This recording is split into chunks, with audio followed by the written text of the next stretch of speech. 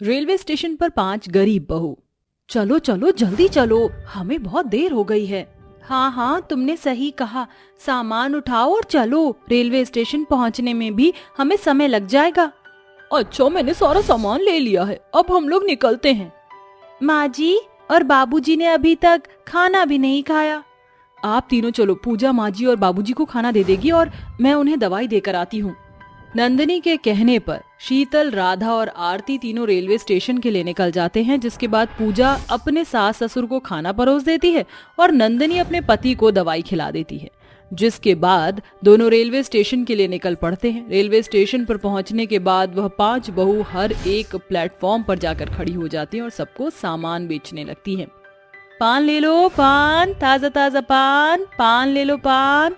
तभी उसके पास पूजा आती है और कहती है, इतनी देर से ठंडा पानी बेचने की कोशिश कर रही हूँ, लेकिन कोई भी पानी ही नहीं खरीद रहा। लगता है आज किसी को प्यास ही नहीं लगी। कोई बात नहीं, तुम सामान बेचती रहो, कोई ना कोई तुमसे पानी की बोतल जरूर खरीदेगा। वो दोनों पान और पानी की बोतल बेच रही होती हैं तो दूसरे प्लेटफॉर्म पर आरती, राधा और शीतल तीनों चना, मूंगफली और नमकीन बेच रही होती हैं। चने ले लो चने, करारे करारे चने, चने ले लो चने। मूंगफली ले लो मूंगफली, ताजी ताजी मूंगफली, मूंगफली ले लो मूंगफली, करारी करारी गर्मा गर्म मूंगफली। नमकीन ले लो नमकीन, चटपटी नमकीन, नमकीन ले लो नमकीन, चटपटी नमकीन।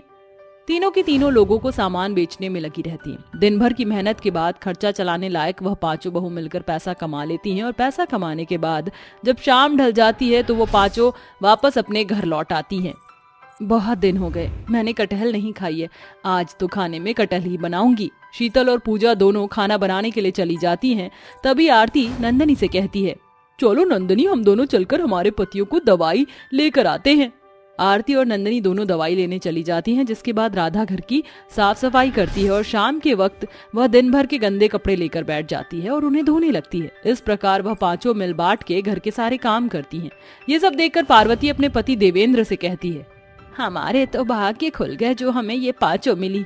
एक वक्त तो ऐसा था कि ये 5 एक दूसरे की दुश्मन थी। सही कहा तुमने, गरीबी ने इन 5 को मिला दिया। देवेंद्र और पार्वती अपने पुराने दिनों को याद कर रहे होते हैं। आखिर पहले उनकी 5 बहू में पहले और अब में क्या फर्क था, और 5 बेटे होने के बाद भी देवेंद्र और पार्वती की 5 बहुओं को रेलवे स्टेशन पर जाकर काम करना क्यों पड़ रहा था। चलिए ये जानने के लिए कहानी में थोड़ा पीछे चलते हैं। और कब तक मैं अपने हाथों का बनाया हुआ तुम 5 को खिलाती रहूंगी। देखो बहुत हो गया, अब तुम 5 को मेरे बारे में सोचना चाहिए। सोचते तो हैं माँ, देखो आपके लिए ही तो हम 5 भाई मिलकर मेहनत कर रहे हैं। हाँ माँ, सब कुछ तो है, अब और क्या चाहिए आपको। चुप रहो, तुम दोनों हमेशा उल जुलूल बातें करते हो। तभी वहाँ रवि, राकेश और साजन आ जाते हैं। क्या हुआ माँ, क्यों हमारे छोटे भाइयों पर सुबह सुबह भड़क रही हो। अरे ये बताओ, क्यों ना भड़कूं, तुम 5 की अब उम्र हो गई है और मैं इस उम्र में आकर भी घर के काम कर रही हूँ। तो एक नौकरानी रख लेते हैं जो फास्ट एंड फ्यूरियस की तरह घर के सारे काम कर सके। अरे मैं नौकरानी नहीं, बहुरानी की बात कर रही हूँ। सही कहा माँ, अगर आपको लड़की देखनी है तो देख लीजिए, अब हम 5 भाई शादी कर लेंगे, आपको परेशान होने की जरूरत नहीं है। राकेश सबसे बड़ा था, जिसके चलते उसकी घर में ज्यादा चलती थी। उसके 4 भाई उसके सामने कुछ नहीं कहते। पार्वती कुछ ही दिनों में उन 5 की शादी करवा देती है, जिसके बाद उन 5 की 5 बहुएं घर पर आ जाती हैं, लेकिन 5 बहुत अलग होती हैं। देखो मैंने अपने हिस्से का काम कर लिया, अब तुम लोग अपने हिस्से का काम कर लो। अरे ऐसे कैसे, अभी ना तो तुमने घर में डस्टिंग सही से की है और ना ही घर में झाड़ू सही से निकाली है, और तुम्हारा काम कैसे पूरा हुआ। आज मेरा खाना बनाने का मन नहीं है तो कोई और बना लेना, मैं तो अपने कमरे में जा रही हूँ थोड़ी देर आराम करने। हाँ तो क्या, मैं इस घर की नौकरानी दिख रही हूँ, सारे काम मैं करूंगी और तुम 4 की 4 अपने कमरे में जाकर आराम करोगी। मैं नहीं करूंगी घर का एक भी काम, बहुत हुआ, मैं तो चली अपने कमरे में। एक के बाद एक वो 4 अपने कमरे में चली जाती हैं, जिसके बाद पूजा रह जाती है। पूजा टीवी ऑन करके टीवी देखने लगती है। तभी वहाँ पार्वती आती है और उसे देख कर कहती है, अरे बहू तू यहाँ बैठी है, मेरे पैरों में बहुत जोर से दर्द हो रहा है, एक काम कर, तू मेरे थोड़े से पैर दबा दे। 2 पल बैठकर मैं इस घर में टीवी भी नहीं देख सकती हूँ, हद ही हो गई है। आपको उन 4 के अलावा मैं ही एक दिखाई देती हूँ। पूजा ऐसा कहती है और रिमोट उठाकर सोफे पर पटक कर चली जाती है, जिसके बाद पार्वती चुपचाप वहीं बैठी रह जाती है। मैंने क्या क्या नहीं सोचा था अपनी बहुओं को लेकर, लेकिन मेरी 5 बहू अलग हैं। तभी वहाँ उसका पति देवेंद्र आ जाता है। कोई बात नहीं पार्वती, सब कुछ ठीक हो जाएगा, हौसला रखो। जहाँ तो उन दोनों पति पत्नी को अपनी 5 बहुओं के हालात ठीक होने की आकांक्षा होती है, वहीं दूसरी तरफ उनके 5 बेटों के साथ कुछ न कुछ होने लगता है। आज मेरी तबीयत ठीक नहीं है, सुबह से लूज मोशन लगे हुए हैं। मेरा तो कुछ भी खाने का मन नहीं कर रहा, जो खा रहा हूँ उल्टियाँ हो रही हैं। तभी वहाँ पर राघव और अर्जुन आ जाते हैं। दोनों के हाथ पैरों पर पट्टियां बंधी होती हैं, जिसे देखकर घर के सभी लोग परेशान हो जाते हैं। अरे कार वाले ने हमारी बाइक ठोक दी और हमें चोट लग गई। वो 5 अचानक से बीमार हो जाते हैं, जिसकी वजह से वो अपनी नौकरी पर भी नहीं जा पाते। देखते ही देखते उनकी हालत दिन प्रतिदिन बिगड़ती जाती है, जिसके चलते अब घर में बहुत सी परेशानियां आने लगती हैं। एक तरफ हमारे पति बीमार हैं और दूसरी तरफ वो नौकरी पर भी नहीं जा रहे हैं। राशन भी खत्म हो गया है।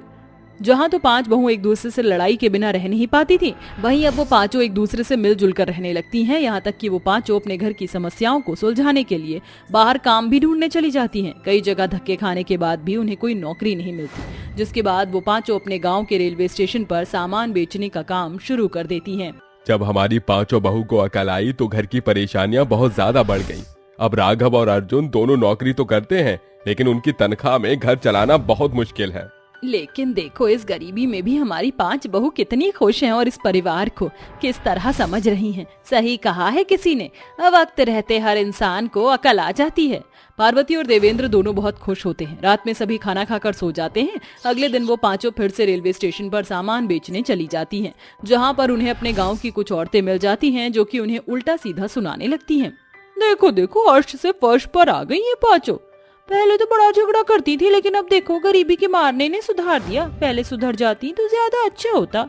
उन दोनों की बातें कहीं तक तो उन 5 को भी बुरी लगती हैं, लेकिन एक खुशी भी होती है, क्योंकि अब ये 5 एक दूसरे से लड़ाई नहीं करती, बल्कि एक दूसरे का साथ देती हैं। धीरे धीरे रेलवे स्टेशन पर काम करके अपने पतियों को बिल्कुल ठीक कर देती हैं, जिसके बाद बीमारी से बाहर निकलकर वो 5 फिर से नौकरियां करती हैं और घर को अपने हिसाब से चलाने लगते हैं। इसी के दौरान अब घर का काम भी करती और घर चलाने के लिए नौकरी भी करती, जिसके चलते अपने परिवार में खुश रहने लगती हैं। अरे प्रीतम बेटा, आ गया तू?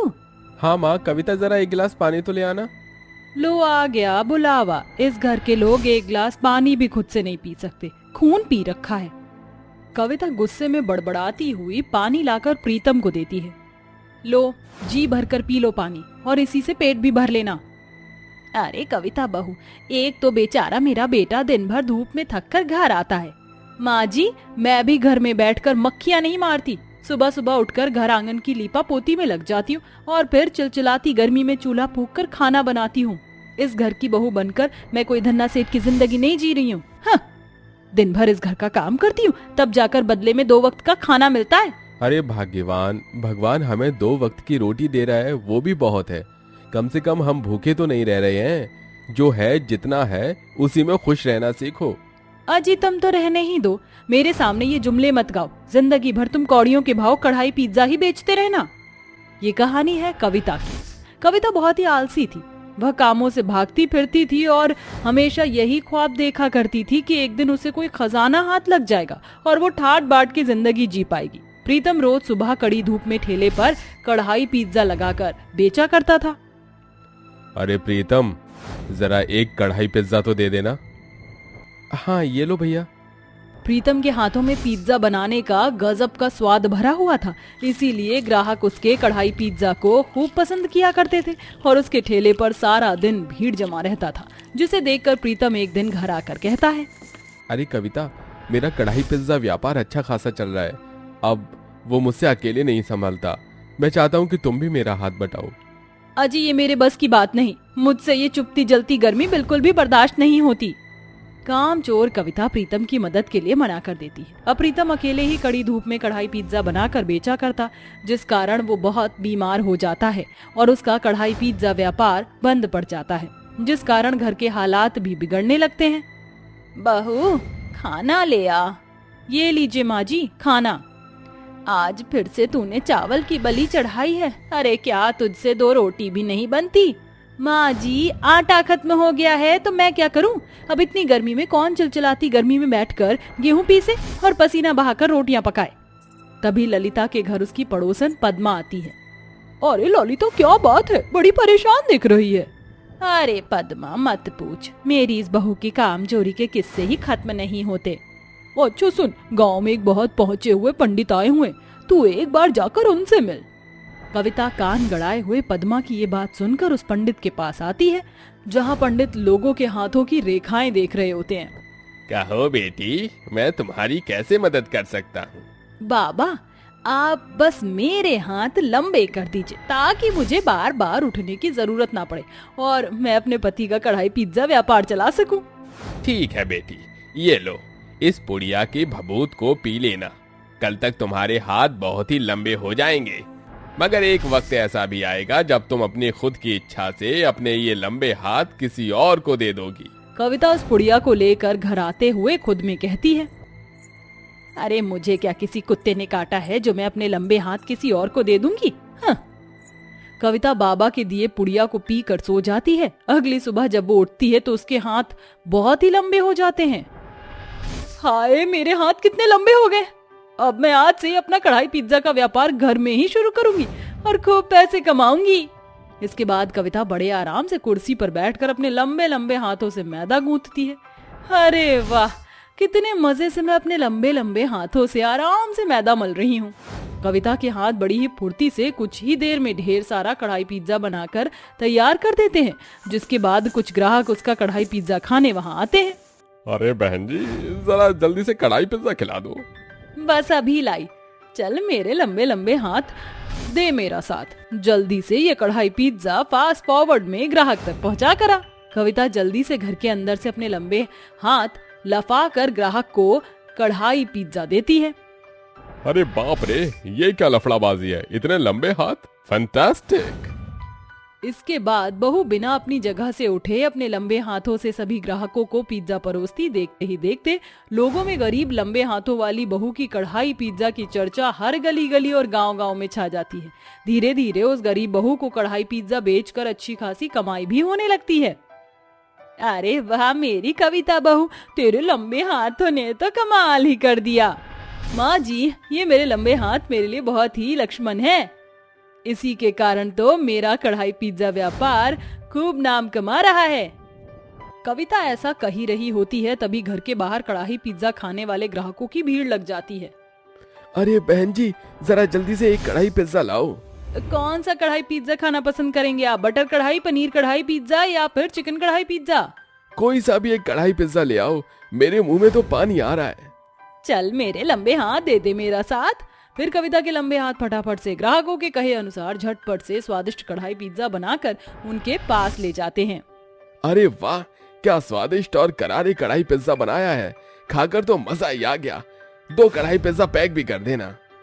अरे भाई, इनका ये कढ़ाई पिज्जा का व्यापार चारों तरफ फेमस है, बड़े ही फास्ट फॉरवर्ड में एकदम स्वादिष्ट कढ़ाई पिज्जा बनाते हैं ये। कढ़ाई पिज्जा बेचकर कविता उन पैसों को रोज अलग जोड़ कर रखती थी, जिसे उसने अपने कढ़ाई पिज्जा का पिज्जा हट के बड़े से रेस्टोरेंट बनाने में लगा दिया। कविता के टैलेंट के कारण उसकी गरीब जिंदगी ट्रैक पर आने लगी थी।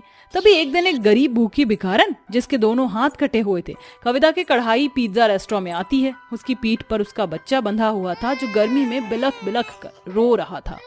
मेरी मदद करो, कुछ खाने को दे दो, मुझ भूखी भिखारन पर थोड़ा सा तरस खाओ।